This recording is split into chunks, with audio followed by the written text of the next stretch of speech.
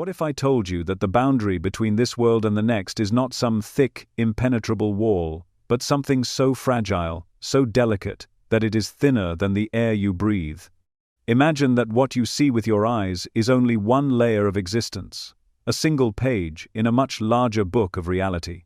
Beyond that page lies another realm, not in some faraway heaven, not tucked away in an unreachable dimension, but moving right beside you in every moment. The truth is that death is not absence. It is not silence. It is a shift, a change of form, a continuation of consciousness that does not dissolve into nothingness but lingers, often closer than you dare to imagine. If you've ever felt a sudden chill sweep across your body when the room was warm, if you've ever sensed eyes upon you in a moment of stillness when no one was near, if you've ever woken from a dream so vivid that you were certain someone you loved was truly there, then you've brushed against the veil. This veil is not an abstract metaphor. It is a living threshold.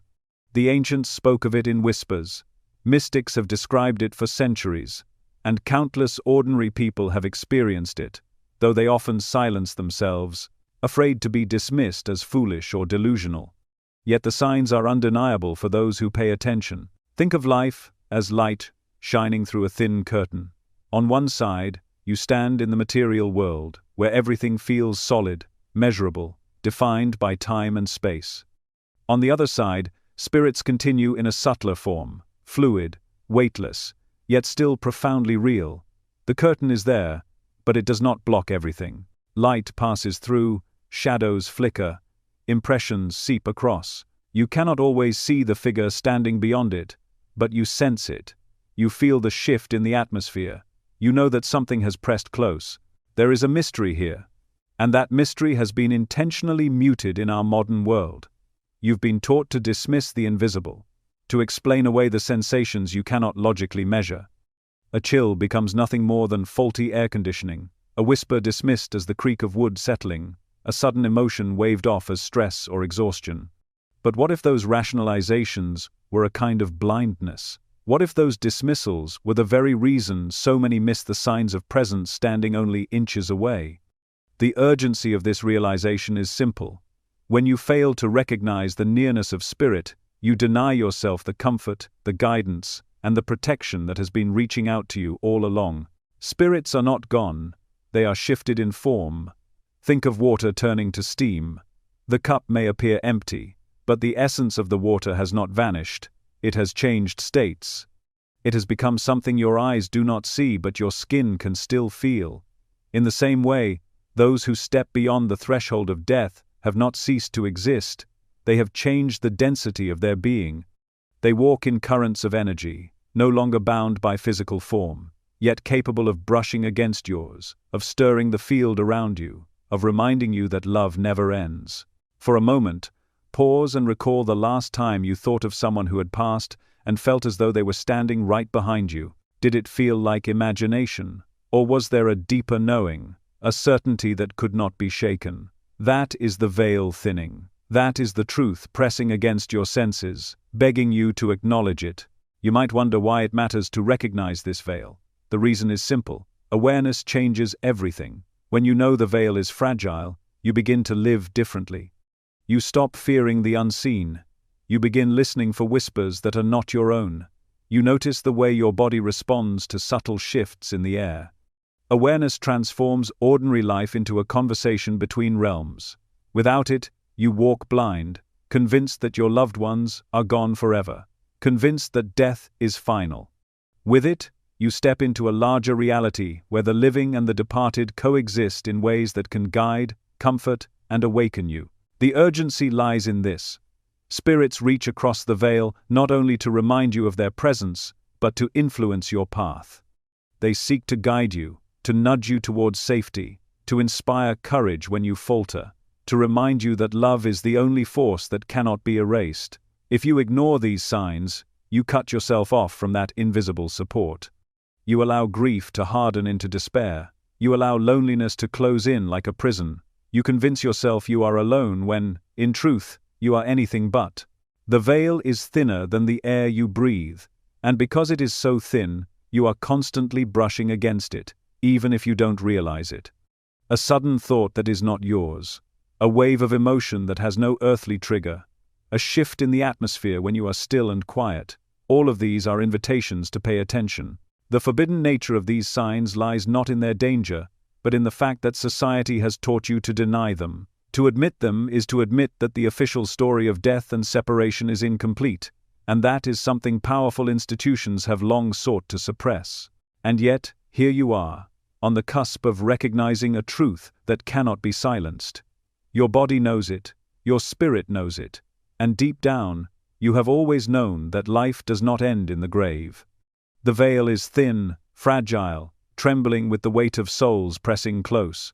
All that remains is for you to see, to listen, to feel, and to allow the mystery to unfold. This is not superstition.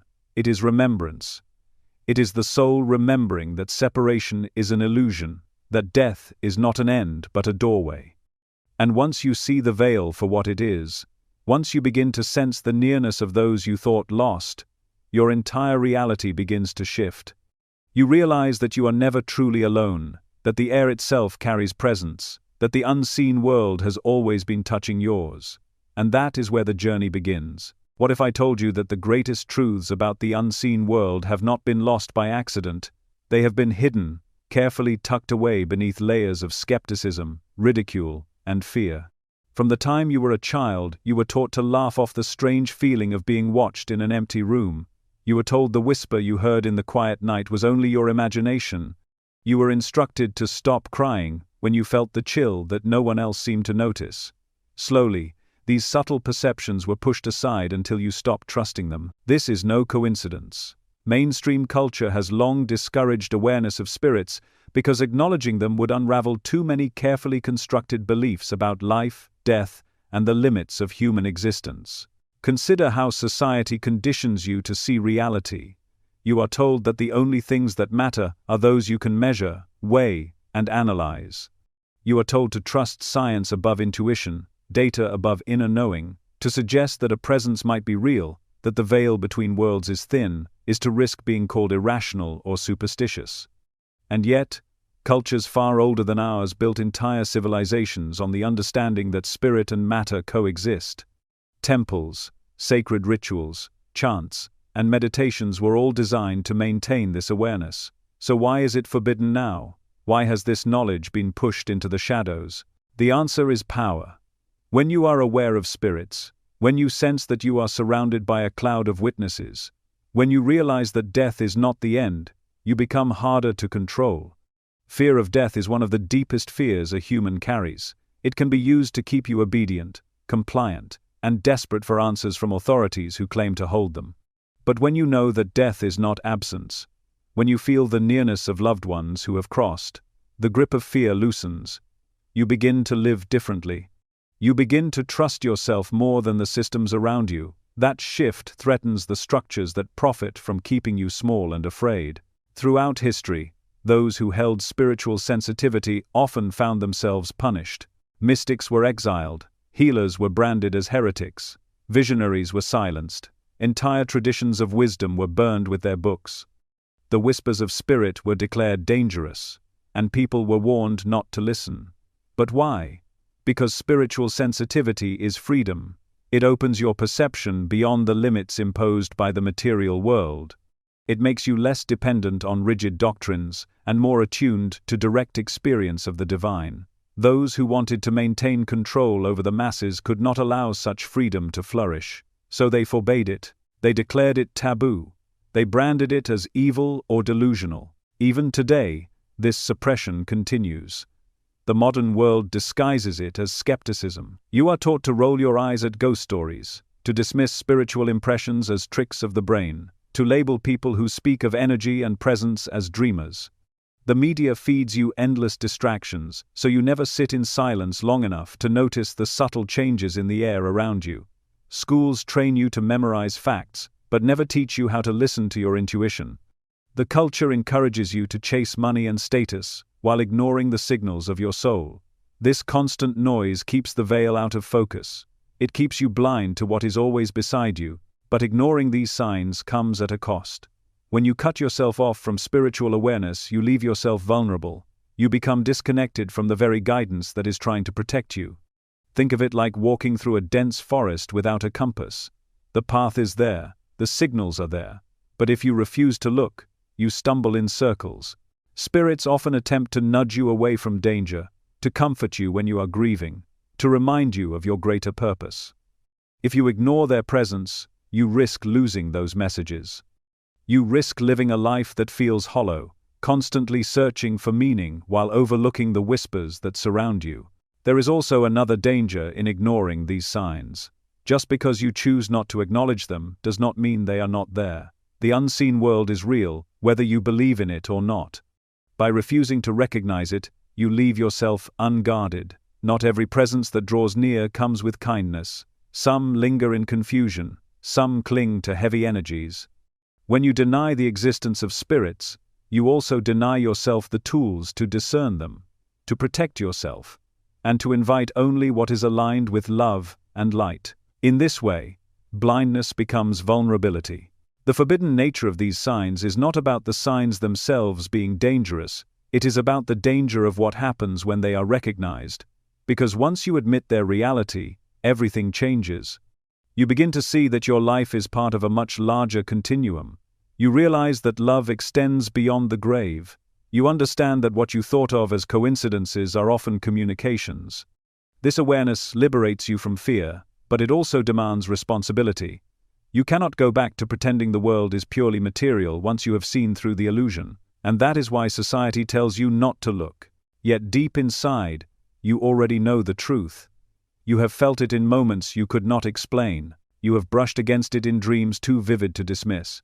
You have sensed it in the silence when the presence of someone you loved seemed to press close. These are not accidents, they are invitations. The reason they feel so profound is because they are real. They are glimpses of the veil lifting, reminders that death does not erase connection. So ask yourself, why should such a truth be forbidden? Why should the awareness of spirit be silenced? The answer reveals more about the systems that benefit from your ignorance than about the signs themselves. For you, the choice is simple. Continue ignoring what you feel, and remain bound by fear and disconnection, or open your awareness and reclaim the ancient knowledge that has always been yours. The veil has never been far. The forbidden signs have never truly been hidden. They have only been denied, dismissed, and covered by the noise of a world afraid of what happens when you awaken. But you are awakening now. And as your awareness grows, the forbidden becomes familiar, the hidden becomes revealed, and the truth becomes impossible to silence. What if I told you that the first and most undeniable sign of a spirit's nearness is not something you see with your eyes, but something you feel with your body? Imagine standing in a warm room, and, without warning, a chill rushes across your skin, as though invisible fingers brushed past you. Or picture yourself sitting quietly and suddenly the air grows heavy, as if the atmosphere itself has shifted, thickened, and pressed inward. These moments are often dismissed as drafts, faulty air conditioning, or simple imagination. But what if they were not coincidences at all? What if they were the direct language of your nervous system, responding to the subtle presence of a spirit drawing close? Your body is an instrument more sensitive than you realize. It registers things far beyond what your rational mind acknowledges. Just as you can sense when someone is staring at you from across a room without seeing them, you can sense when a presence you cannot see has entered your space. That tingle along your spine, the goosebumps on your arms, the sudden shift in temperature, these are not random, they are responses. They are the way your nervous system reacts when the field around you is altered by an energy not of this physical world. Think back to times when the air seemed to grow cold without reason. Perhaps you were walking down a hallway and felt an inexplicable chill that made you pause. Perhaps you were at home, comfortable, when a heaviness pressed against the room, shifting the mood entirely. In these moments, something within you knew it was not ordinary. Your breath may have caught, your heart may have raced, or you may have felt the urge to turn around quickly, convinced that someone unseen was standing behind you. That instinct is not foolishness, it is awareness. It is your body alerting you to the fact that the veil has thinned and another presence has stepped near. One woman recalled sitting in her living room late at night after the passing of her husband. She described how the air suddenly grew dense, as if an unseen weight filled the space. The lamp beside her flickered, and though there was no wind, she felt a cool current move across her face, tears filled her eyes because, in that instant, she knew she was not alone. She said it was as if the very air had taken on the shape of his embrace. That sensation was not imagined. It was her body registering the presence of a soul still connected to her. Another story comes from a man who visited the childhood home of his late grandmother. He entered her bedroom, untouched since her passing, and immediately felt a drop in temperature. The rest of the house was warm, but in that one room, the air felt icy and charged. He said his chest grew heavy, and an almost electric current pulsed through the room. He recognized it not as fear, but as a sign, a way of knowing that his grandmother's energy lingered, holding the space she once cherished. These experiences are echoed by countless others who have felt the sudden heaviness, the shift in air, or the cold rush with no earthly explanation. What science might call coincidence, the soul recognizes as communication. Your nervous system is like a finely tuned antenna, designed to pick up signals from both the visible and invisible realms. When the atmosphere changes without logical cause, it is not the room itself that changes. It is your perception expanding to register a presence beyond ordinary senses. This is why chills often accompany moments of spiritual contact. They are not random shivers, they are physical proof of an energetic exchange. The skin is alive with receptors that respond not only to temperature but to subtle shifts in the electromagnetic field. When a spirit draws near, its energy interacts with your own. The nervous system responds in the only way it can, by creating a reaction you can feel. That is why goosebumps rise suddenly, why you feel a cool sweep against your body, or why a space suddenly feels thick and charged. It is important to understand that these sensations are not meant to frighten you. They are not punishments or warnings of danger. They are signs, gentle alerts that the veil has grown thin and that a soul is brushing close to remind you of its presence. Fear arises only when you try to rationalize what you feel and fail to find a physical explanation. But if you see it for what it is, if you recognize it as spiritual contact, then the fear dissolves, replaced by awe and even comfort. Think of how often you have ignored these signs in the past. You may have brushed off the chill as poor insulation or the heaviness as tiredness. But what if every one of those moments was an opportunity for connection? What if each unexplained shiver was a loved one leaning near, trying to remind you that they are not gone, only transformed? To ignore such sensations is to silence a conversation that has already begun. The air itself carries memory. When a spirit presses close, it stirs that memory, leaving impressions on your body and mind. This is why entire rooms can feel different when charged with presence. Some people describe walking into such a space and feeling instantly weighed down, while others feel an unexpected sense of peace or warmth. The difference lies not in the presence itself, but in the resonance between your energy and theirs. One of the most striking testimonies came from a young mother who had lost her child. She said she would sometimes be sitting in silence when the nursery grew heavy with a stillness she could not explain. The temperature would dip, and she would feel a pressure, as though tiny hands rested against her chest. She wept, not in fear but in recognition, because she knew her child's spirit was near. These encounters gave her strength to move forward, knowing love had not been severed by death. When you allow yourself to acknowledge these sensations as real, you begin to see them not as coincidences, but as gifts. They are the first language of spirit, the most direct way the unseen makes itself known to you. And once you accept this language, you realize that your body is not betraying you when it shivers, it is awakening you. So the next time you feel that sudden rush of cold, that inexplicable heaviness, that electric charge in the air, do not dismiss it. Pause, breathe, pay attention. Recognize it for what it is, a sign that the veil has thinned, that you are not alone, and that the unseen world has brushed against yours. The forbidden nature of this sign lies only in the fact that you have been taught to deny it.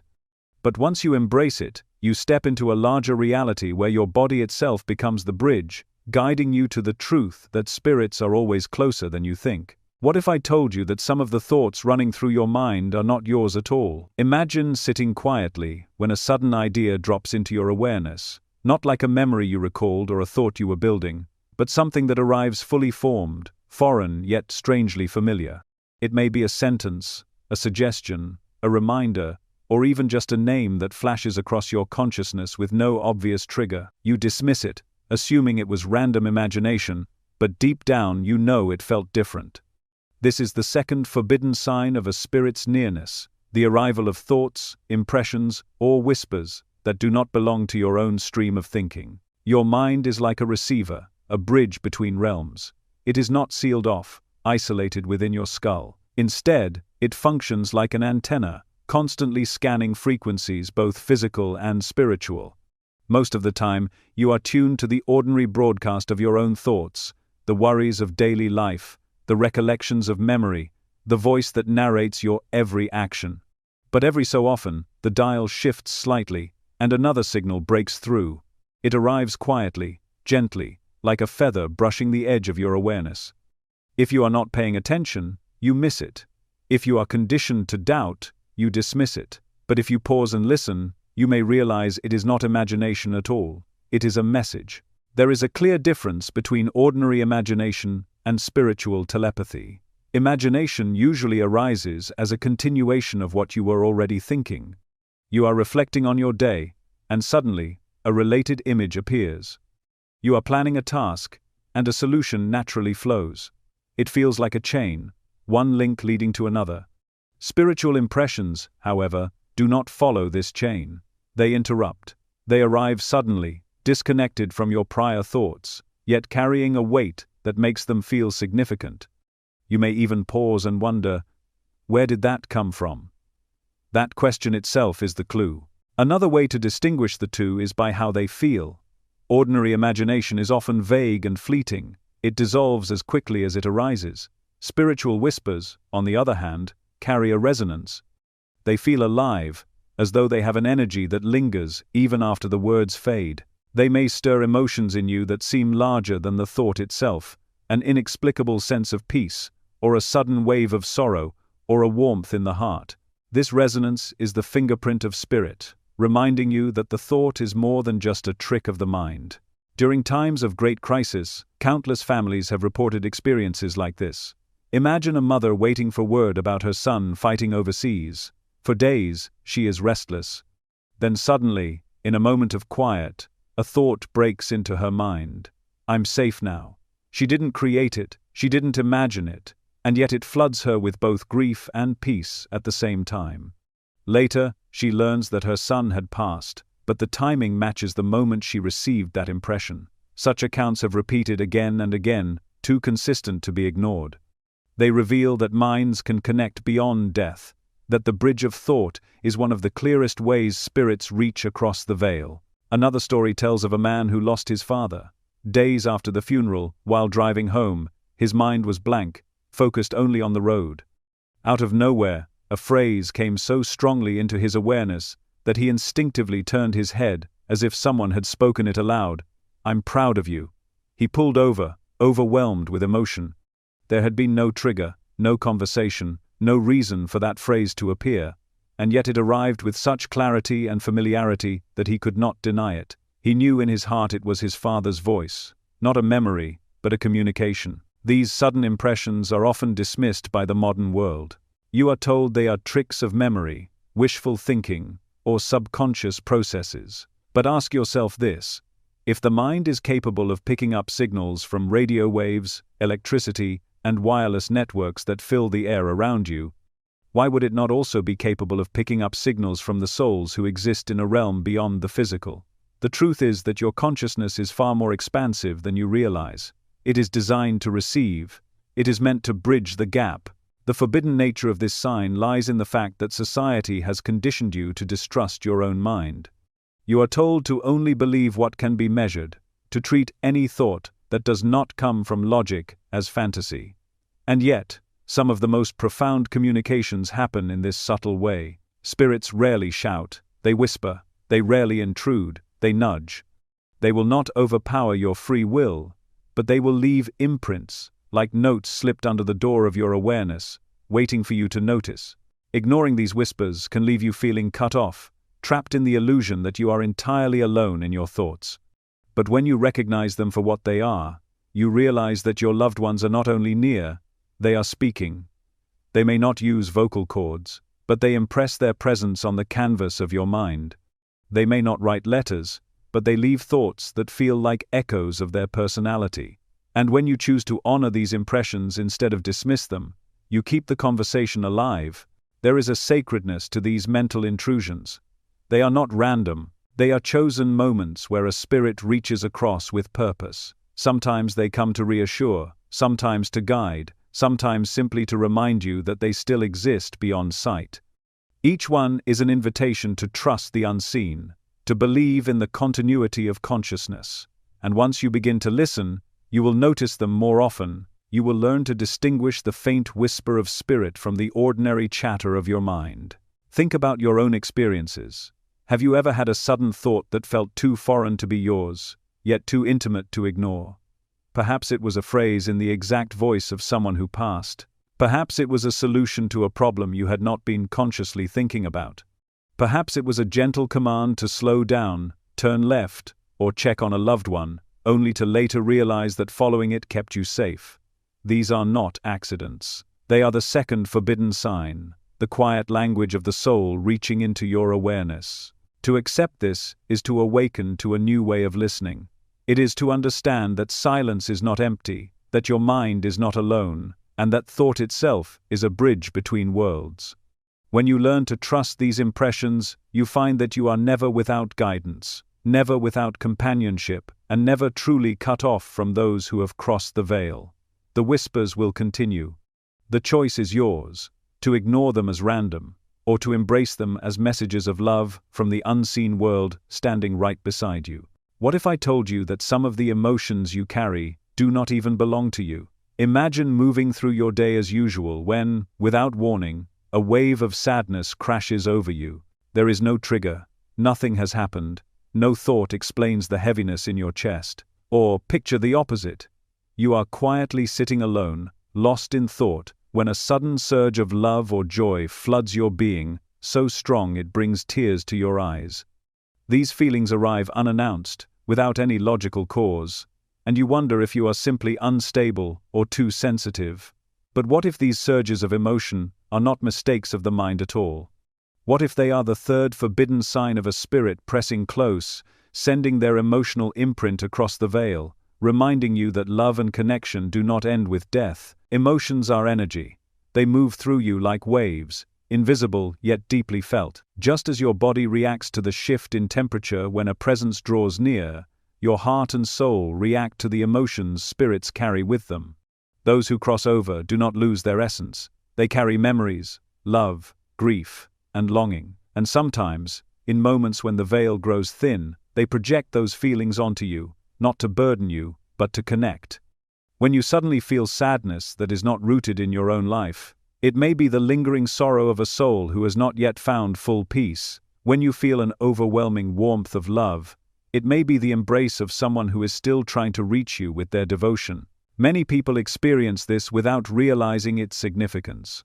A woman once described sitting in her car at a red light when, without warning, she was overcome by a sorrow so deep it was suffocating. Tears poured down her face, yet she had no reason to cry. Later that night, she learned that the anniversary of her father's passing had arrived, something she had not consciously remembered in that moment.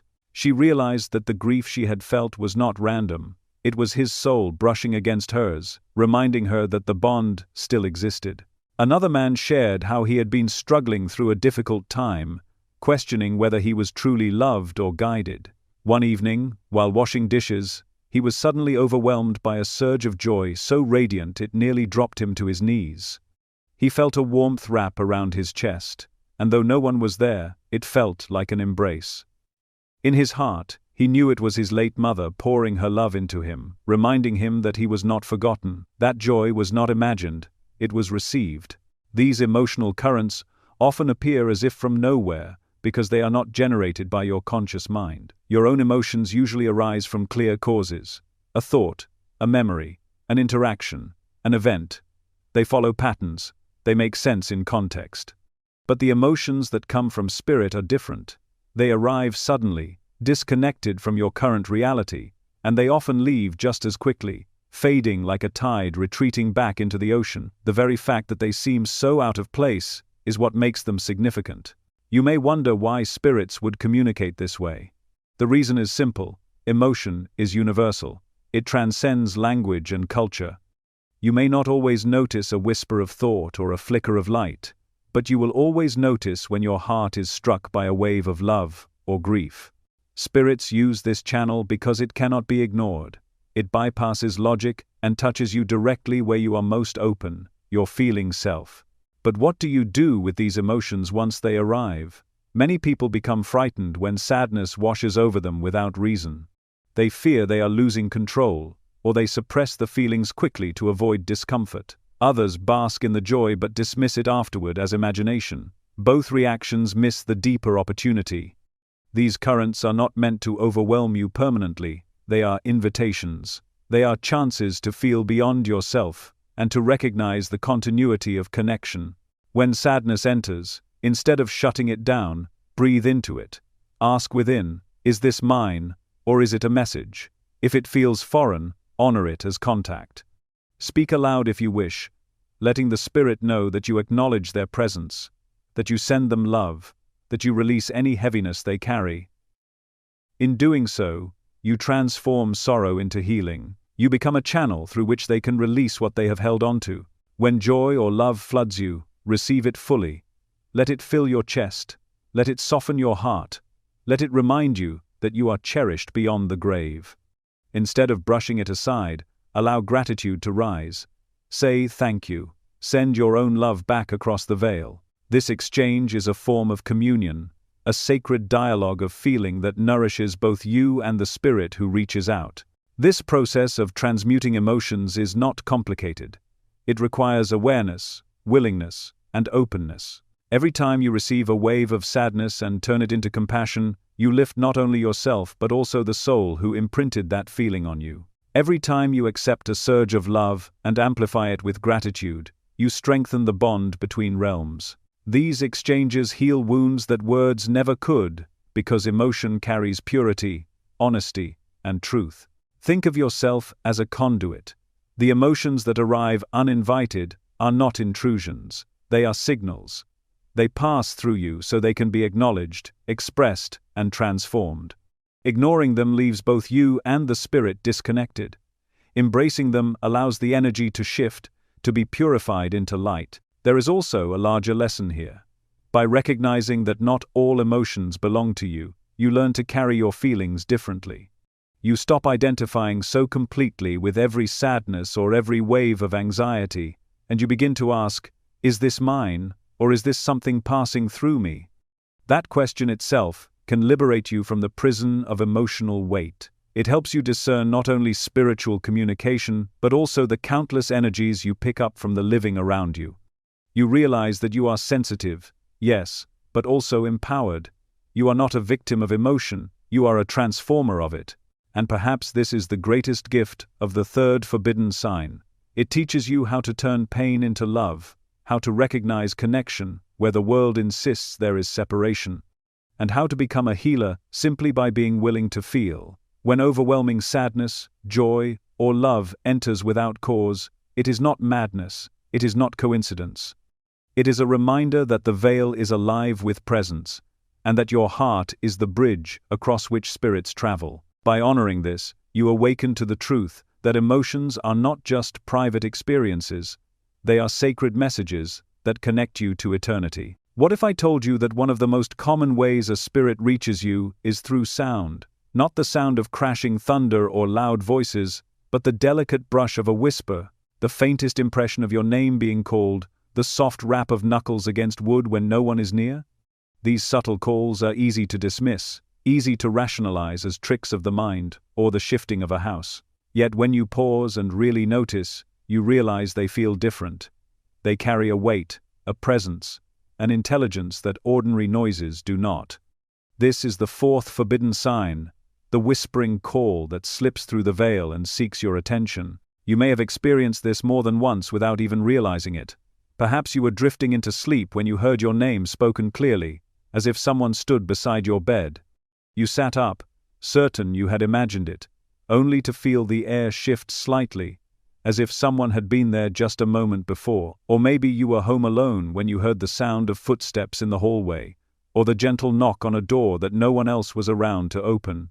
Your heart quickened, logic rushed in to explain it away, and you moved on. But the question lingered: what if it wasn't nothing? What if it was someone calling to you from beyond? Sound is one of the oldest languages of the spirit world. While thoughts and emotions can be subtle, sound is direct. It enters your awareness immediately, bypassing the filters of analysis. That is why so many first encounters with spirit involve hearing something just slightly out of place. A whisper in a quiet room, a faint melody with no source, a voice saying your name when no one is nearby. These moments are meant to make you stop, to pull you into awareness that another presence is near. But not all whispers are the same. This is why discernment is so important. How do you know the difference between genuine contact and the chatter of imagination, or even fear? The key lies in how it feels. Spirit whispers carry a vibration that touches more than your ears.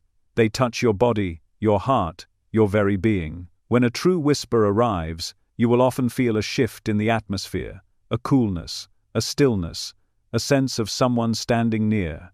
The sound lingers in memory with unusual clarity, unlike the vague, fleeting mutterings of your own mind. Fear-based imagination, on the other hand, tends to spiral. You hear a creak, and your mind invents scenarios: danger, threat, haunting. These thoughts multiply quickly, feeding on your own anxiety. Genuine spirit contact is different. It does not spiral, it lands. It is singular, simple, often just a word or a sound, yet it resonates deeply. Fear imagination drains you, leaving you tense. Spirit whispers leave you with a curious mix of awe and peace, even if your body reacted with surprise at first.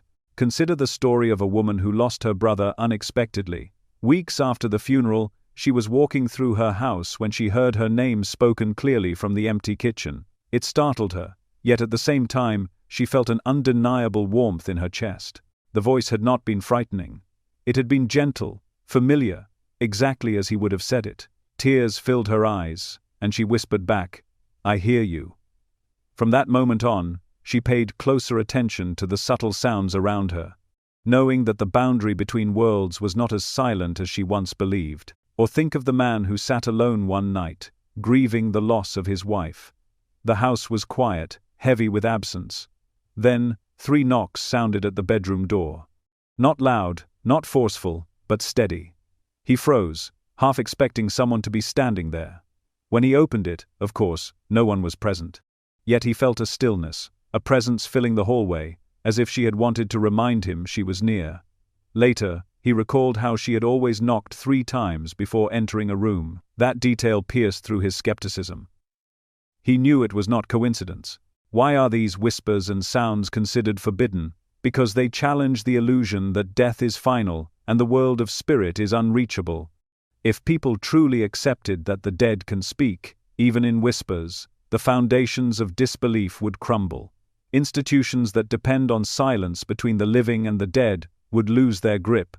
That is why society teaches you to dismiss the whispers as tricks, to chalk up the knocks to the house settling, to believe that hearing your name is a symptom of stress. But in truth, these experiences are far more common than most admit, and they carry profound meaning. Still, discernment is crucial. Just as not every person you meet in life carries good intentions, not every sound from beyond is benevolent. This does not mean you must live in fear. It means you must cultivate awareness and wisdom. When you hear the whispering call, ask yourself, how does it make me feel? Does it leave me in terror and confusion, or does it leave me with peace and clarity, even through the surprise?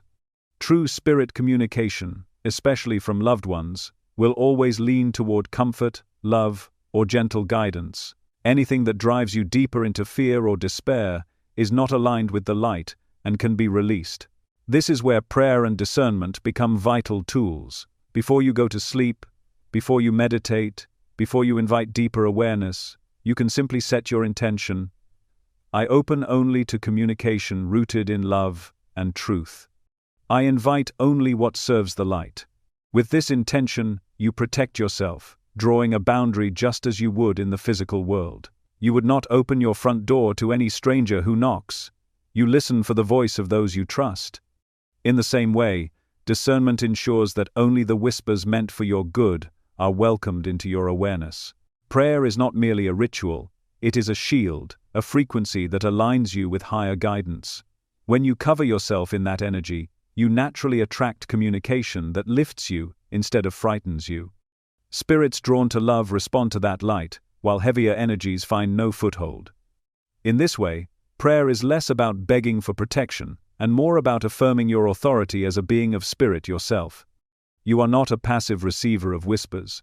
You are an active participant, able to choose what you allow to remain. So when you hear the faint call of your name in an empty room, or the subtle knock when no one is there, do not rush to explain it away. Pause, notice, ask within how it feels. If peace lingers, if familiarity tugs at your heart, allow yourself to believe that it may have been real. Whisper back if you choose, or simply say thank you in your mind. This acknowledgement opens the door for deeper connection. If fear arises and the sound feels heavy, you have the power to close the door as well. Speak aloud that only love is welcome, and the presence will fade. The whispering call is not meant to frighten you. It is meant to awaken you to the reality that the unseen world is alive with voices, some tender, some seeking, all reminding you that death does not end communication. By listening with discernment, guided by prayer and intention, you can walk the line between worlds without fear, knowing that you are not at the mercy of the unknown. You are a participant in it. And when you recognize these sounds for what they are, you realize that silence itself is never empty. It is filled with voices, waiting patiently for you to hear. What if I told you that some of the most powerful encounters with the spirit world do not happen while you are awake, but when you drift into sleep? Dreams are more than scattered images from your subconscious. They are gateways. In sleep, the logical filters of the mind relax, the noise of daily life fades, and you enter a state where the veil grows thin. Here, spirits find it easier to reach you, not with abstract symbols or confusing riddles, but with vivid encounters that feel more real than waking life. These are not ordinary dreams. These are visitations. You know the difference instinctively. An ordinary dream often feels fragmented, disjointed, strange. You wake from it puzzled or amused, and by midday the details have already slipped away. But when a spirit visits in a dream, everything changes. The clarity is shocking. You see their face, hear their voice, even feel their embrace. The details remain etched into your memory for years, sometimes for a lifetime. And unlike ordinary dreams, the emotional impact of these visitations is profound. You do not wake confused. You wake transformed. Many people have had this experience but keep it hidden, afraid of being mocked, or told it was only the subconscious replaying memories. Yet the truth is, these dream visitations are one of the most common ways spirits reconnect with the living. A woman grieving her mother may suddenly dream of sitting across a table with her, holding hands, speaking words that bring healing. A child who lost a parent may wake up with tears on their cheeks, remembering a vivid hug that felt as though it had truly happened. These dreams are not illusions. They are proof that connection continues. One way to recognize a genuine visitation is the emotional resonance it carries. In an ordinary dream, emotions often match the strange storylines: fear during a chase, confusion during chaos. But in a spirit visitation, the feeling goes deeper. You wake with peace, with love, with a sense of closure that no random dream could provide. Even if tears flow, they are not tears of despair, but of recognition. Another clue is the simplicity. Spirit visitations rarely involve bizarre storylines. They are often direct, clear, and focused on presence rather than drama. A loved one appears, says what needs to be said, and leaves you with unmistakable knowing. Consider the story of a father who lost his daughter. In the months following her passing, he prayed for a sign that she was safe. One night, he dreamed he was walking through a park when he saw her standing in the distance, radiant and smiling. She ran into his arms, hugged him tightly, and whispered, "I'm okay, Dad. I'm happy." He woke in tears, but they were tears of relief. From that night on, his grief softened. He knew she was not lost, but alive in another form. That dream gave him the closure that years of silence never could. Another family shared how, after the sudden passing of their grandmother, several members had vivid dreams of her in the same week. Each one described her sitting at the kitchen table, wearing her favorite apron, telling them she loved them. None of them had spoken to one another about the dreams until they compared stories later. The details matched almost exactly. For them, it was undeniable proof that she had reached out, using their dreams as a meeting place where she could speak freely without the barrier of disbelief. Skeptics may argue that these are just the brain's way of processing grief, but that explanation falls short.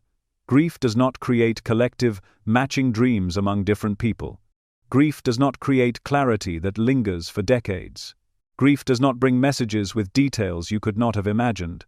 These dreams stand apart because they are not the product of the subconscious alone. They are bridges across the veil. There is also the physical impact to consider. Many people who experience spirit visitations in dreams wake with sensations in their body. They feel the warmth of an embrace lingering on their skin, or they wake with the scent of a loved one's perfume in the air, or they find themselves surrounded by an unexplainable peace that lasts for hours. These physical imprints confirm that the dream was not confined to the mind but touched the body as well. You might wonder why spirits use dreams instead of appearing when you are awake. The reason is simple. When you are awake, your logical mind is on guard. You analyze everything, dismiss what cannot be explained, and quickly push away what does not fit your worldview. In dreams, those defenses drop. You are open, vulnerable, receptive. It becomes easier for spirits to step into your awareness and be recognized. Dreams are the doorway through which they can reach you without being silenced by your skepticism. Learning to recognize these visitations requires trust. The world has conditioned you to doubt anything that cannot be measured or proven, but your heart knows when an encounter is real. If you wake from a dream with peace, with clarity, with a love that feels larger than life, you can trust that it was more than imagination. And the more you honor these dreams as real, the more often they occur. Spirits know when you are paying attention, and they will continue to reach for you when you remain open. There is also a responsibility in receiving these dreams. They are not only gifts for you but often messages to be shared. A woman once dreamed of her late brother, who told her to tell their mother that he was proud of her. The woman hesitated, afraid her mother would dismiss it. But when she shared, her mother broke into tears. She had been praying for that exact message. Sometimes, you are chosen as the messenger, and your willingness to share brings healing not only to yourself, but to those around you. The forbidden nature of these dreams lies in the fact that they blur the line between life and death in undeniable ways. If people truly accepted them as real, the fear of death would lose its power, and the illusion of separation would collapse. That is why society dismisses them as fantasy. But in your own heart, you know when you have truly seen someone again. You know when a dream carries the weight of reality. So the next time you wake from a vivid encounter that feels more like memory than imagination, do not dismiss it. Sit with it. Write it down. Hold it close. These dreams are not accidents. They are sacred conversations across the veil. They are the way spirits remind you that goodbye is never final, that love continues, that healing is possible even after loss. Dreams that aren't dreams are one of the clearest signs that the veil is thin, that the dead are not gone, and that your soul is forever connected to theirs. By honoring them, by distinguishing them from the noise of the subconscious, you open yourself to more visits, more messages, more comfort than you ever thought possible. And in doing so, you discover that the night is not filled with silence, but with the voices of those you still love, waiting patiently to be recognized. What if I told you that the physical world you see around you is not as solid or unshakable as you believe? What if the objects in your home, the lights above your head, and even the doors you walk through every day are more than passive, lifeless things? What if they are canvases upon which spirits can leave their fingerprints? The sixth forbidden sign reveals itself in disturbances within the environment. A lamp flickers for no reason. A door creaks open, though no breeze stirs the air. An object shifts slightly out of place when you know no one has touched it. These occurrences are easy to dismiss as electrical faults or structural quirks, yet they are often the most undeniable proof that a presence is near, because energy influences matter, and spirits are energy in its purest form. Think of electricity itself. You cannot see it, but you witness its effects when a bulb lights or a circuit hums. In the same way, you cannot always see a spirit, but you can see how their presence affects the environment around you. The flickering of lights is one of the most common signs. Many people who grieve a loved one report that the lights in their homes behave strangely, blinking in patterns, dimming and brightening, or going out entirely only to work perfectly moments later. The electrical current seems to react, as though the unseen energy has pressed against it. Spirits often choose this method because it is unmistakable. You may doubt a whisper or a feeling, but when the light above you flickers precisely as you speak your loved one's name, it is much harder to ignore. Objects shifting is another profound sign. A photograph that topples forward from a shelf without anyone near it, a cherished possession that moves from one spot to another, or a trinket falling at the exact moment you are thinking of the one who passed. These are not accidents, these are deliberate. They are ways of saying, I am here, and I want you to notice. The energy required to move matter is significant, so when it happens, it is rarely without purpose. Spirits bend the rules of the material world just enough to capture your attention, to break through the illusion that you are separate. Doors moving on their own often carry an even deeper symbolism. A door is a passage, a threshold between spaces. When it swings open unexpectedly, it can feel like an invitation. When it shuts without cause, it can feel like a message that the spirit world is asserting its presence. Imagine standing in a quiet room, lost in thought, when the door behind you creaks open slowly. Your first reaction may be fear, but after the initial shock fades, you realize something profound. It felt intentional. It felt like someone had stepped in quietly, not to harm you, but to remind you that they can still cross the boundary between worlds. Stories of these disturbances echo across cultures. One family shared how, after their father passed, the lights in the living room would flicker every evening around the same time he used to return home from work. At first, they blamed faulty wiring, but electricians found nothing wrong. Eventually, they recognized it as his way of saying, I am still keeping my routine. I am still with you. Another woman described how her grandmother's favorite picture frame would fall from the mantel whenever she felt particularly lost. It never broke, never cracked, but each time it fell, she felt a surge of reassurance, as though her grandmother were nudging her, reminding her to stay strong. What makes these signs forbidden is not their existence, but the insistence of society to explain them away. You are told that flickering lights mean bad bulbs, that shifting objects are caused by vibrations, that doors move because of drafts. While these explanations sometimes apply, they do not account for the precision of timing or the emotional impact that accompanies these events. When the light flickers exactly as you are speaking to your departed mother, or when a cherished object moves at the very moment you are doubting her presence, coincidence becomes too fragile an explanation. These are not random malfunctions, they are spiritual fingerprints pressed upon the physical world. The key to recognizing them lies in paying attention not only to the event itself but to the feeling it brings. A light may flicker and leave you unsettled, or it may flicker and flood you with warmth. The difference is in the energy that accompanies it. Spirits aligned with love leave a resonance of peace, reassurance, and connection. Their disturbances are never chaotic for the sake of chaos. They are purposeful, timed to speak directly to your heart. They are small miracles designed to interrupt your disbelief. It is also important to understand that spirits use the energy already present in your environment to create these signs. They often manipulate electricity because it is closest to their own frequency. They may move objects not by brute force but by influencing the subtle energy fields that hold matter in place. These disturbances are not about breaking the laws of physics, but about showing you that the laws of energy are broader than you've been taught.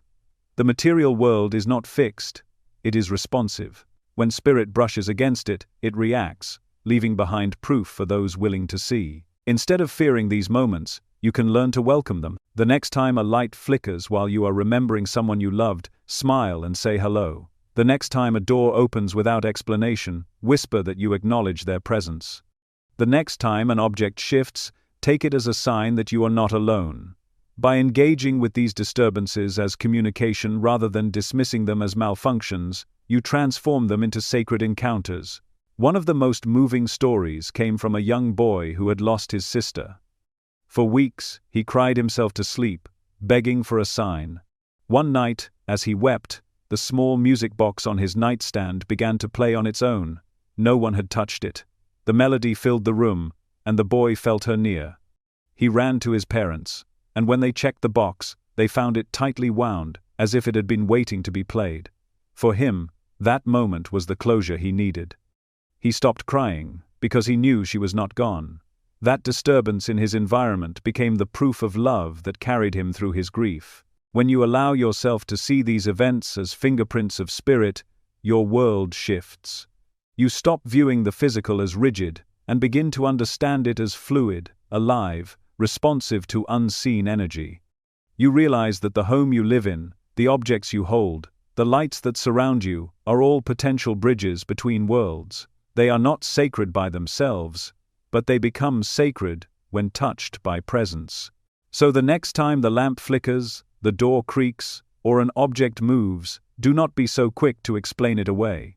Ask yourself what you were thinking or feeling in that moment. Were you longing for connection? Were you speaking to someone in your heart? Were you doubting their nearness? If so, then perhaps what happened was not an accident, but an answer. Disturbances in the environment are not random annoyances.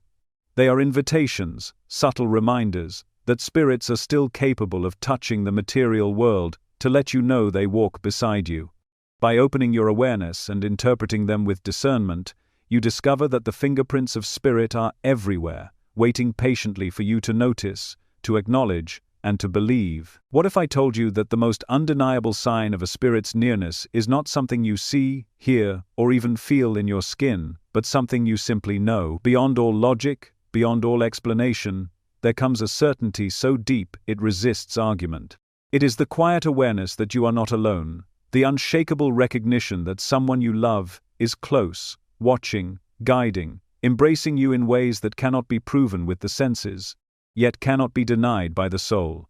This inner knowing is the seventh forbidden sign, and it is the most powerful of them all, because it bypasses the need for evidence and touches you directly at the level of truth. You may have felt it before in moments you could not explain. Perhaps you were walking into a difficult situation, nerves overwhelming you, when suddenly a calm presence washed over you, and you thought, I know I'm being watched over. No one told you. No light flickered. No whisper called your name. Yet something in your core simply knew. Or maybe you sat alone in grief, convinced you were drowning, when an unshakable warmth rose within you, carrying the quiet message that someone was near, holding you in ways the physical could not. These moments defy logic. They are not tied to the senses but to recognition, the soul recognizing another soul. Inner knowing is different from imagination because it carries weight. Imagination wavers, it asks questions, it doubts itself. Inner knowing, however, is steady. It does not chatter, it does not spiral, it simply stands as fact within you. You may argue against it in your mind, but the deeper part of you refuses to let it go. You cannot convince yourself otherwise, because it does not come from thought. It comes from a place deeper than thought, a place where your soul connects directly to the unseen. Think of how you recognize the voice of someone you love without seeing them. They do not need to announce themselves. The instant they speak, you know it is them. In the same way, inner knowing is the soul's recognition of presence without needing proof. It is the certainty of identity without sight or sound. It is the moment you sense, yes, it is them, and nothing could convince you otherwise. This is why it is forbidden, because once you experience it, denial becomes impossible. No argument, no ridicule, no dismissal can take it away. People who have felt this inner knowing often describe it as the invisible embrace. It may come during moments of despair, when the air seems to grow softer, as though arms you cannot see are wrapped around you. Or it may arrive during moments of danger, when an unseen force nudges you away from harm, and you know without question that someone was protecting you. This protection does not always manifest physically, but it manifests unmistakably in your awareness. You know you are shielded, guided, held, That knowing is more powerful than any miracle of sight or sound, because it belongs to you alone. One mother spoke of losing her son in a tragic accident. She said that in the first weeks of grief, nothing could console her. But then one night, as she lay awake, she felt a shift inside her chest, a deep certainty that he was there in the room with her. No sound, no flicker of light, no movement, just knowing. She wept, not out of despair but because she felt him so clearly.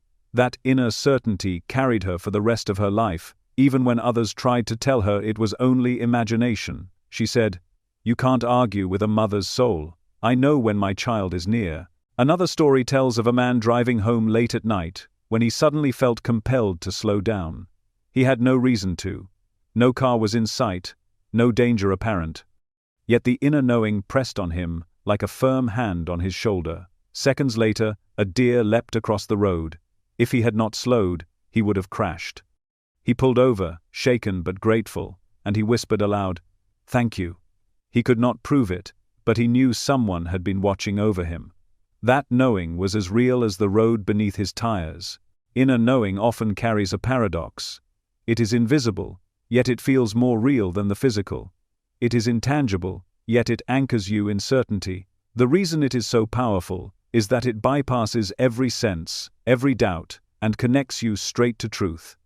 Your soul has always known how to recognize presence, because it is not bound by the limits of the physical. It resonates with familiar energy, just as a tuning fork vibrates when struck by the right frequency.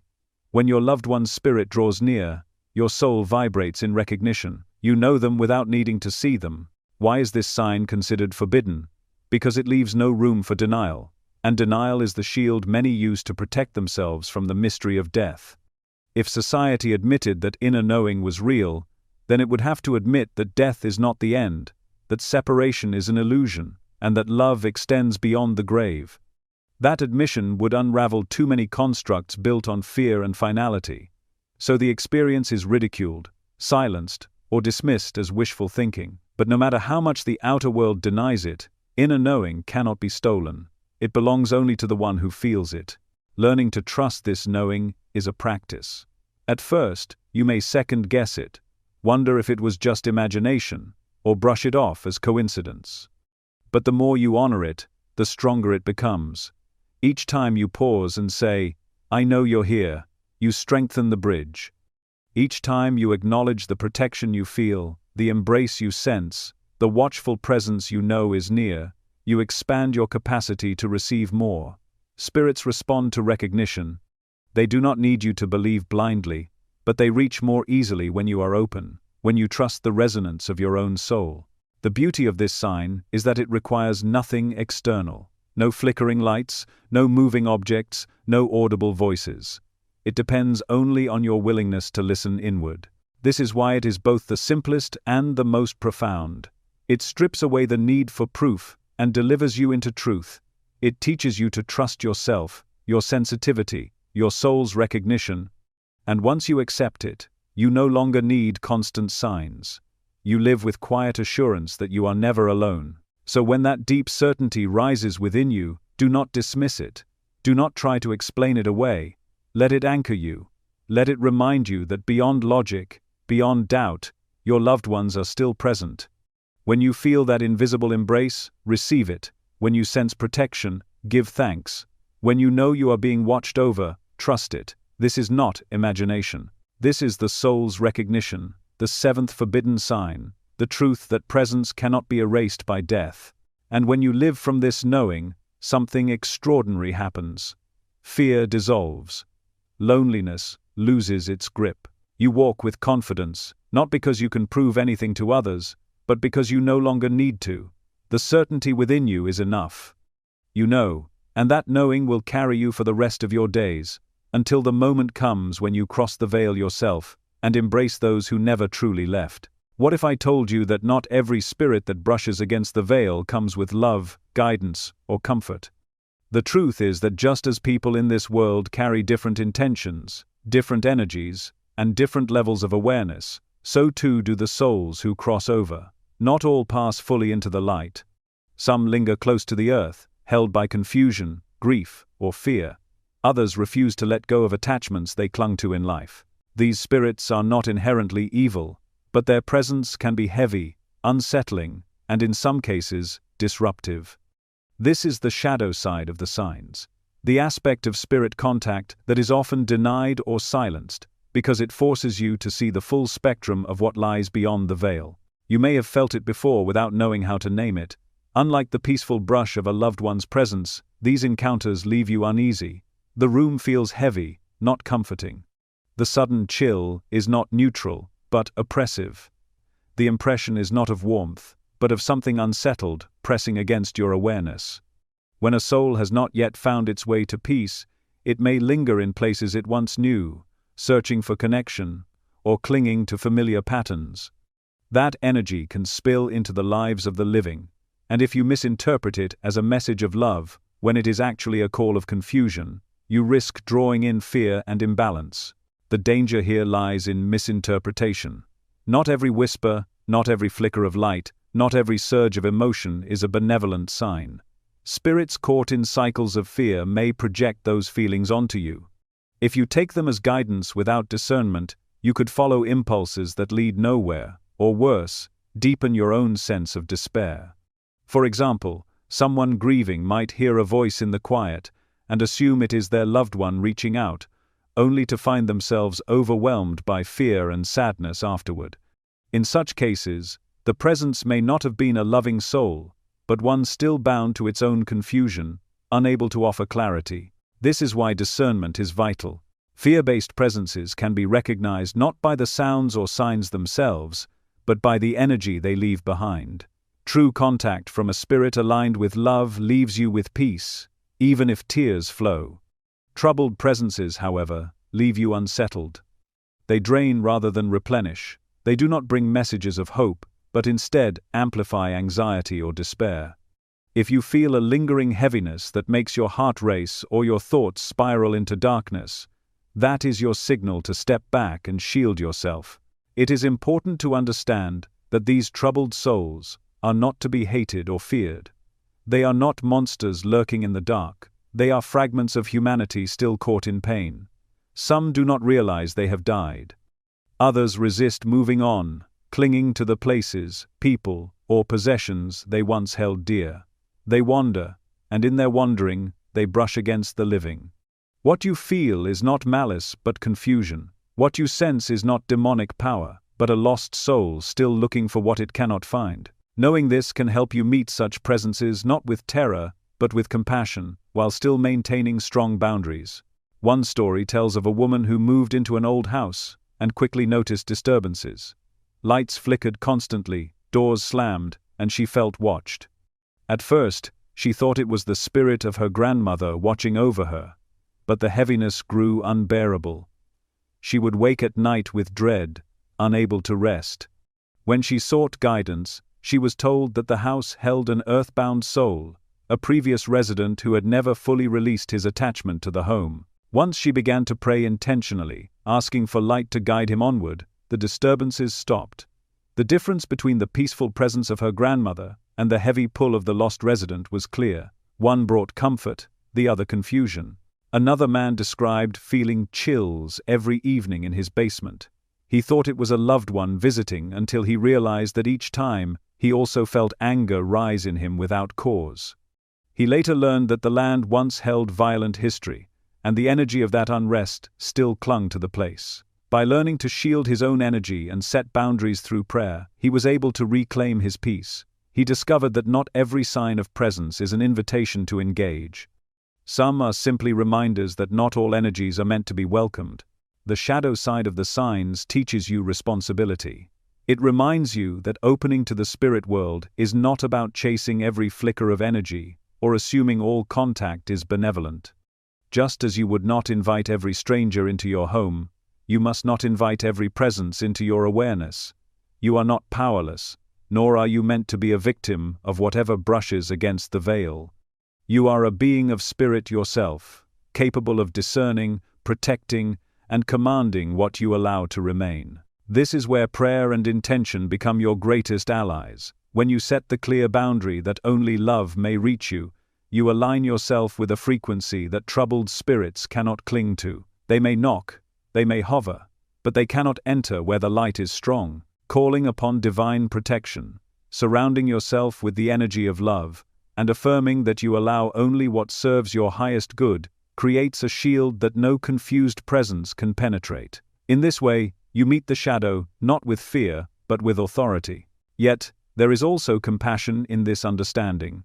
When you recognize that some spirits linger in pain, you may choose not only to protect yourself, but to extend light to them. A simple prayer, a whispered blessing, an intentional sending of love, can help them move on. You are not responsible for their journey, but your willingness to shine light can sometimes serve as the beacon they need to find their way. This transforms encounters with the shadow from sources of dread into opportunities for healing. So when you feel a heaviness that unsettles you, or a presence that stirs fear instead of comfort, pause and remember this truth: not all spirits are benevolent, but none have power over you unless you allow it. You have the choice to disengage, to call upon light, to stand firm in your own authority. The shadow exists, yes, but it cannot overpower one who stands in truth. The forbidden aspect is not that these presences exist, but that you have been taught to either fear them blindly or deny them entirely. The real path lies in awareness, compassion, and discernment. The shadow side of the signs is not meant to frighten you, but to awaken you to the fullness of the spiritual landscape. Light and shadow both exist, just as they do in the physical world. By acknowledging this, you step into maturity as a spiritual being. You no longer cling to the naive belief that all contact is comforting, but you also refuse to collapse into terror at the presence of confusion. Instead, you walk with balanced awareness, welcoming love, releasing fear, and maintaining boundaries that honor your soul. This chapter of the journey is essential because it teaches you that awakening is not about chasing signs for their own sake. It is about learning to see clearly, to feel deeply, and to discern wisely. When you understand the shadow side, you are no longer vulnerable. You become empowered. You recognize that you are part of this vast web of existence, capable of interacting with it without being consumed by it. And in that recognition, you discover the ultimate truth. Even in the shadow, light is stronger, and when you choose it, you are never without protection. What if I told you that the spirit world is not something you are powerless against, but a realm you can navigate with confidence, clarity, and safety? The truth is, you are not a helpless receiver of every whisper, shadow, or presence that brushes against the veil. You are a spiritual being yourself, and you carry within you the ability to protect, to discern, and to choose what you allow near. The 11th lesson is one of empowerment, learning how to protect yourself when you open to the forbidden signs, ensuring that your encounters are guided by love and not disrupted by fear. The first and most timeless tool of protection is prayer. Prayer is not merely reciting words, it is the alignment of your heart with the highest light. When you pray, you are not just speaking into silence, you are declaring your frequency, calling on a divine energy that is stronger than any shadow. Imagine your prayer as a beacon shining into the unseen, filling the space around you with light so bright that no troubled presence can remain. A simple phrase such as, "Only love may enter here," can shift the atmosphere instantly. It is not about complexity or ritual, it is about intention. Your sincerity carries weight, and the unseen responds. Meditation is another key, though many misunderstand its role. Meditation is not about emptying yourself and leaving your awareness exposed. It is about grounding yourself so that you are stable and unshaken. When you meditate with the intention of connection, you strengthen your inner field. You become less vulnerable to stray impressions and more attuned to what resonates with love. In this quiet state, you can feel the difference between peace-filled presence and fear-filled intrusion. Your clarity itself becomes a shield, because confusion cannot take root in a mind anchored in stillness. Calling upon divine light is the most direct form of protection. Imagine yourself surrounded by a radiant sphere of golden light, expanding outward until it fills the entire room. Visualize it wrapping around your body, your home, even your thoughts. This light is not just imagination, it is intention shaping energy. Countless people who practice this visualization report that the heaviness around them lifts, that the atmosphere shifts, that they feel safe again. Light is the natural antidote to shadow, and when you choose to call it in, it responds. The spirit world respects boundaries, and light is the clearest boundary of all. Your energy field, often called your aura, is sensitive but also malleable. It expands and contracts depending on your state of mind and emotion. When you are fearful, your field weakens, leaving openings where disruptive energies can linger. When you are confident, calm, and aligned with love, your field strengthens, becoming like a shield. This is why intention matters so deeply. Before you open yourself to receive signs, you can state clearly, I shield my energy with love and light. I invite only what serves my highest good. This is not superstition. It is a conscious declaration that strengthens your field. There are many ways to reinforce this shield. Some people use breathwork, inhaling deeply and imagining light filling every cell of their body, then exhaling any heaviness or fear. Others use sound, chanting or humming, to create vibrations that ripple outward like protective waves. Some wear symbols of faith, not because the object itself holds magic, but because it reminds their mind and heart of the higher power they are aligned with. Every method works when the intention is clear. I am safe, I am protected, I am surrounded by light. One of the most profound forms of protection is invoking the presence of higher consciousness. When you call upon a divine force of love, whether you name it Christ consciousness, source, or simply the power of pure light, you anchor yourself in an energy that cannot be shaken. People who practice this often describe feeling an immediate shift, as though the very air around them changes texture. Heaviness lifts, clarity returns, and peace replaces fear. You can try this for yourself. The next time you sense a presence that unsettles you, simply close your eyes, place your hand over your heart, and declare, I call upon the light of love. I stand in divine protection. Only love may remain with me. Then notice how the atmosphere changes.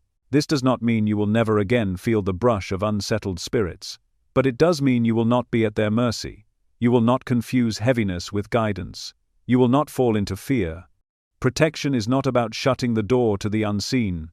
It is about learning to walk through it wisely, aware of your own authority. Stories abound of people who discovered the power of protection after being overwhelmed by unfiltered encounters.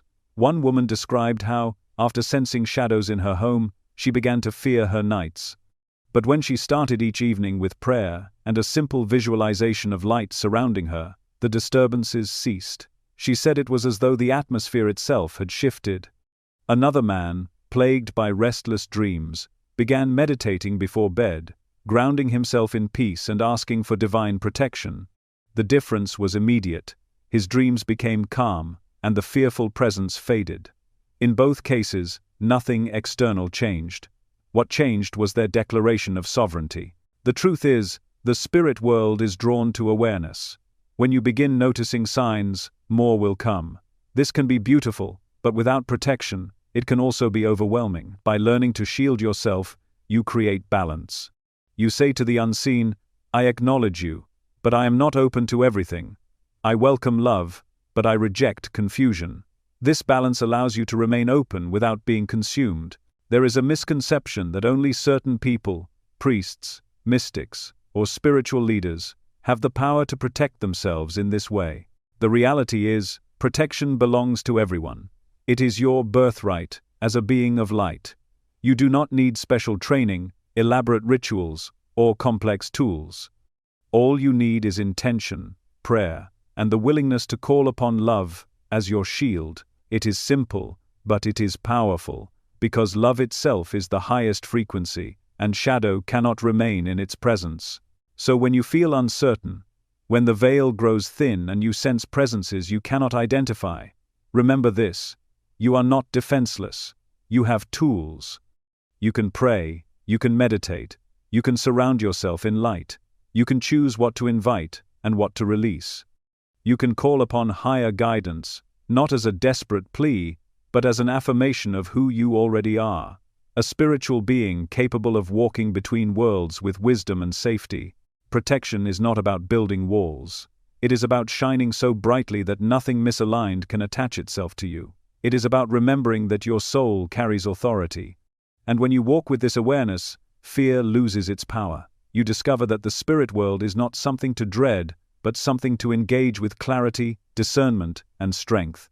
In the end, learning how to protect yourself is not just about managing encounters with spirits. It is about awakening to your own power. It is about realizing that you are not a passive observer, but an active participant in the unseen. You can shield yourself, you can guide the energy around you, and you can stand firmly in light, no matter what brushes against the veil. And when you do, the forbidden signs no longer feel dangerous. They become sacred, because you know you are safe, guided, and always held in love. What if I told you that every time a spirit brushes against the veil, it is not to frighten you, but to remind you of a truth you have always known deep down, that love does not end, that connection is eternal, and that death is not silence but transformation? The 12th lesson reveals why spirits reach out at all, and when you understand their reasons, the fear you once carried begins to dissolve, replaced by a profound awareness that every sign, every whisper, every flicker of light is not an omen of horror but a message of continuity. Spirits are not seeking to terrify. They are seeking to connect, to finish what was left undone, to reassure you, or to guide you toward a greater alignment with your path. At the heart of nearly every visitation is love. Love is the strongest frequency, the bond that stretches across dimensions, refusing to be severed by the grave. When someone you cherish passes, they do not suddenly stop loving you, nor do they stop wanting to be near you. That love is alive, dynamic, and persistent, and often it expresses itself by finding a way to remind you of its presence. This is why so many people report feeling sudden warmth, hearing their name spoken gently in a dream, or experiencing objects moving at meaningful moments. These are not random disruptions of the physical world. They are the ways love reaches across to remind you that you are still held. But love is not the only reason spirits reach out. Often, there is unfinished business, a sense that something left unresolved must be spoken, acknowledged, or released. This is why you may hear from someone in dreams who apologizes, or feel a sudden rush of sadness connected to a person who passed with regrets. These encounters are not about dragging you into their sorrow. They are about seeking closure, healing, and completion. A father who never said, "I'm proud of you," in life may find the way to whisper it after death. A friend who left in anger may appear in your dreams with a smile and forgiveness. These moments are invitations to let go of the weight that remained, so both you and the spirit may move forward in peace. Guidance is another reason spirits step close. Because they see beyond the narrow field of human vision, they are able to sense paths, dangers, and opportunities that you might miss. When you feel a sudden nudge to slow down, turn left, or reconsider a decision, it may be more than instinct. It may be the quiet guidance of a loved one who still watches over you. Stories abound of people who narrowly avoided harm after heeding an inner voice or sudden impression that made no logical sense at the time. Later, they realized they had been guided, protected, steered by someone who still cares deeply for their safety. This guidance is not meant to control you, but to support you. It is a reminder that you do not walk alone. Reassurance is perhaps the most tender reason spirits make their presence known. In times of grief, despair, or loneliness, the weight of absence can feel unbearable. In those moments, a spirit may step close, not to deliver a grand message, but simply to remind you, "I'm still here." A flicker of light in the corner of your eye, a favorite song playing on the radio at just the right moment, a vivid dream that feels more real than waking. All of these can serve as gentle reassurances that you are still loved, still connected, still seen. These reassurances can transform grief into peace, reminding you that what feels like loss is truly transition. It is important to understand that spirits are not monsters or phantoms from horror stories. They are messengers of continuity, living proof that life does not end with the body. The images of restless ghosts meant to terrify you are distortions. They distract you from the truth that those who reach out do so with intention rooted in love, closure, or guidance. To accept their presence is not to invite terror, but to open yourself to the continuity of existence. Spirits are not here to drag you into darkness, they are here to remind you of light. Fear often clouds these experiences because the unknown is unsettling. When the lights flicker, when a door moves, when a whisper calls your name, your first instinct may be to recoil. You have been conditioned to associate the unseen with danger. But fear is only the surface. If you pause, breathe, and ask yourself what the presence truly feels like, you will often notice that beneath the initial shock is a gentleness, a familiarity, a resonance of love. Transforming fear into awareness is about making that shift, seeing past the reflex of alarm, and recognizing the message for what it is. One woman described waking in the middle of the night to see the shadow of her late husband standing at the edge of the bed. Her body trembled with fear, her breath caught in her chest. But as she looked closer, she realized the shadow was not threatening. It radiated calm. She felt an overwhelming sense of peace and love wash over her. Her fear melted away, and she whispered his name with gratitude. That encounter changed her grief forever. What began as terror became comfort, because she allowed fear to dissolve into awareness. Another story tells of a man who heard knocks at his door every evening after his sister's passing. At first, he was unsettled, convinced something sinister was at play. But then one night, he asked aloud, "Is that you?" And a warmth flooded the room. He realized that the knocks were not random. They were her way of saying, "I'm still with you." From then on, instead of recoiling in dread, he welcomed the sound as reassurance. Fear became gratitude, because he chose to see the continuity behind the sign. This is the transformation available to you. Every time a spirit reaches out, you have a choice, to interpret it through the lens of fear, or through the lens of awareness. Fear will convince you that you are powerless, haunted, victimized. Awareness reveals that you are connected, guided, and deeply loved. Fear sees disturbance, awareness sees communication. Fear silences, awareness listens. The shift is subtle, but it changes everything about how you live, how you grieve, and how you open to the unseen. When you begin to view spirits as messengers of continuity, life itself takes on a deeper meaning. You no longer see death as a severance, but as a doorway. You no longer interpret signs as intrusions, but as conversations. The forbidden becomes familiar, the frightening becomes sacred. And through it all, you are reminded again and again that you are not separate from those you have lost. They are still near, still loving, still reaching across the veil in ways both subtle and profound. So the next time you feel a sudden rush of love, or a flicker of light draws your attention, or a whisper brushes against your awareness, pause before letting fear take over. Ask yourself, what if this is not something to fear, but something to receive? By doing so, you honor the real reasons spirits reach out. You step into awareness, and you allow their messages to bring healing, guidance, and reassurance into your life. This is not horror. This is continuity. This is not an ending. It is a reminder that love, once born, can never die. What if I told you that the ability to sense the presence of spirit is not a gift reserved for the few, but something already within you, waiting quietly for you to notice? The 13th lesson is about awakening your spiritual sensitivity, learning to cultivate your natural attunement without falling into fear, and discovering how to live as a receiver of higher truths. From the moment you were born, you carried this capacity. Children often sense presences adults no longer notice. They see, feel, and hear things dismissed as imagination. As you grew older, the noise of the world, the demands of logic, and the constant instruction to dismiss what you could not measure dimmed that sensitivity. Yet the truth is, it never left. It simply waits for you to return to it. The first step is to understand that sensitivity is not weakness. Many people fear their openness to energy because they worry it will make them vulnerable. In reality, spiritual sensitivity is strength when guided by awareness. It does not expose you to harm. It allows you to see what has always been there, to walk with clarity rather than blindness. The key is to awaken this ability without letting fear distort it. Fear closes your perception, convincing you that the unseen is always dangerous. Love opens it, reminding you that most presences reach out to guide, comfort, or reassure. When you begin to choose love as the foundation of your awareness, sensitivity becomes an ally, not a burden. Meditation is one of the most powerful tools for this awakening. It is not about forcing the mind to be empty, but about allowing the mind to grow quiet enough for subtler impressions to surface.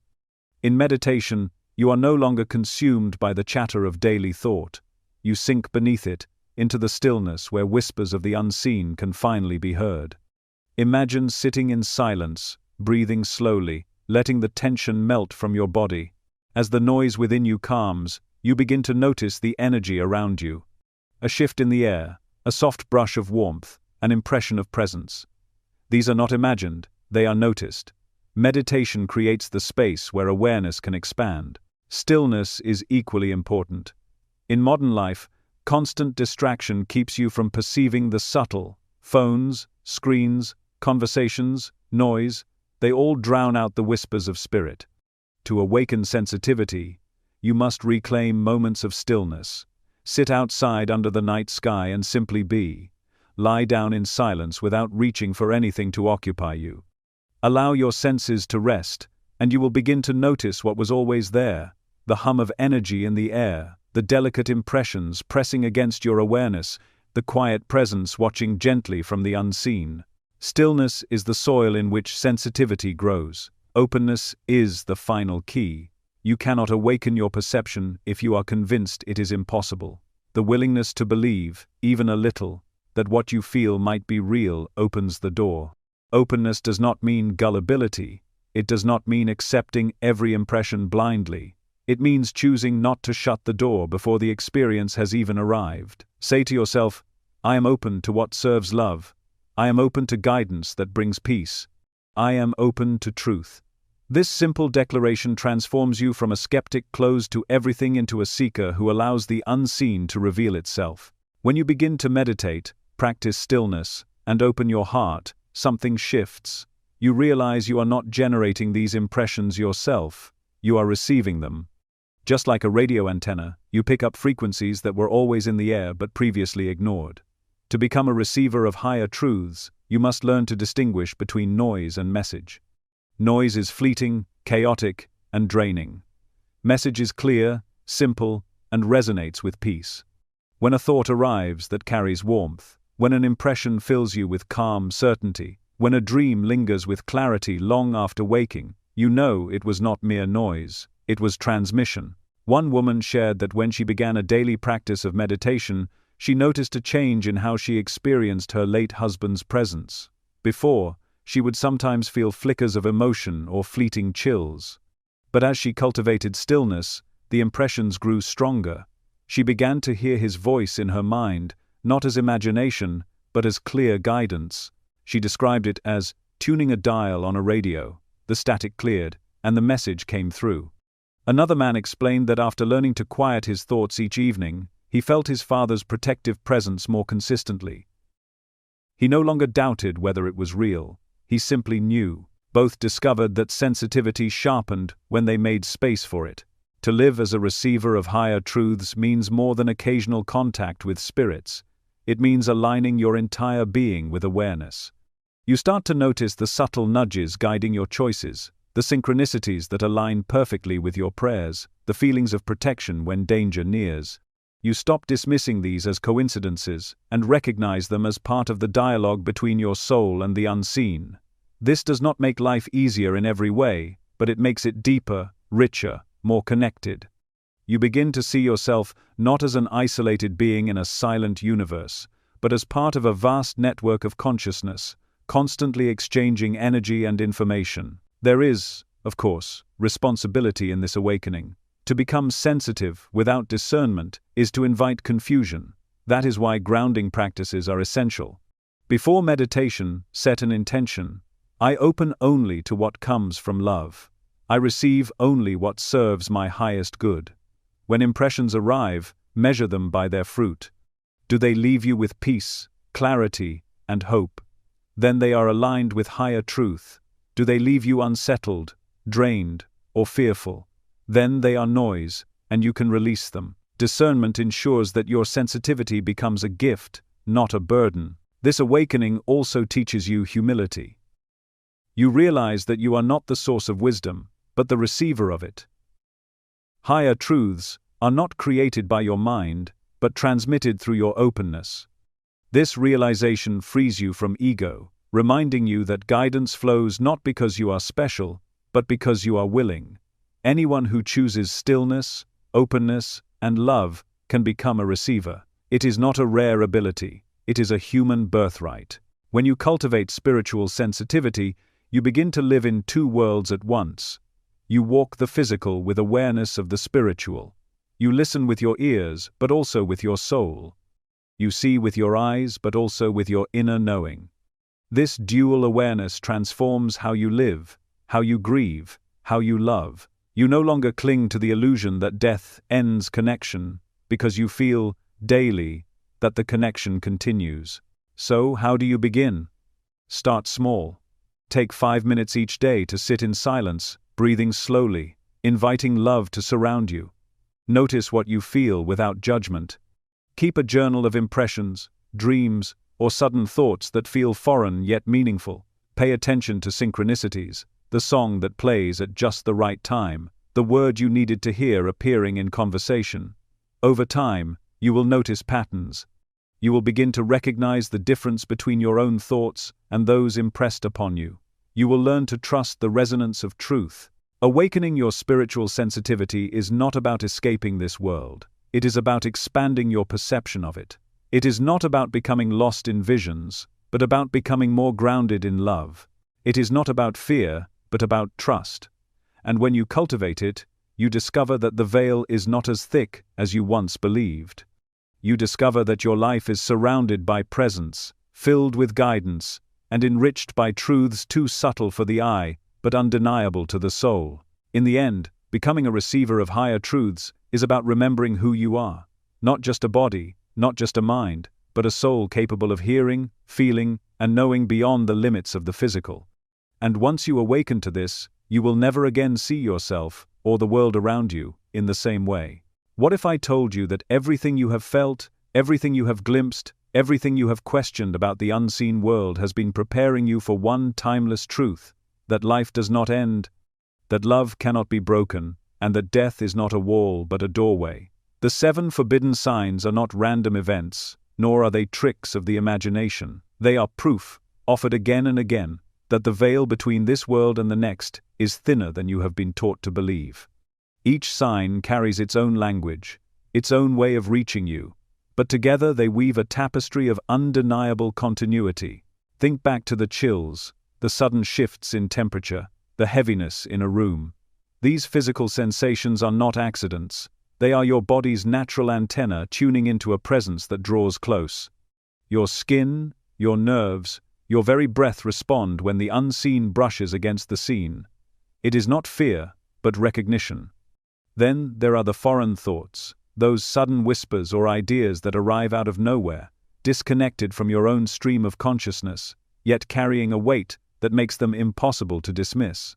These are not random sparks of imagination, but transmissions, souls impressing their presence onto the canvas of your awareness. You have also felt the emotional currents, the waves of sorrow, joy, or love, that rise without any cause you can identify. They flood you, because emotion is the universal language of spirit, reaching you in ways more powerful than words. These feelings are not yours alone. They are imprints, reminders that bonds of love remain active even beyond death. And then there is the whispering call, the faint sound of your name, the gentle knock, the echo that no one else seems to hear. These moments, often dismissed or feared, are bridges through sound, direct and simple ways of reminding you that silence is never truly silent. Perhaps the most profound are the dreams that are not dreams.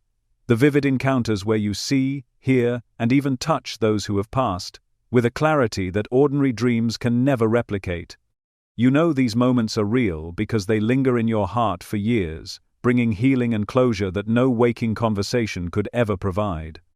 Alongside them are the disturbances in the environment, the flickering lights, the moving objects, the doors that open or close at just the right time. These are not malfunctions, but fingerprints left in the material world, undeniable evidence that spirit still interacts with matter.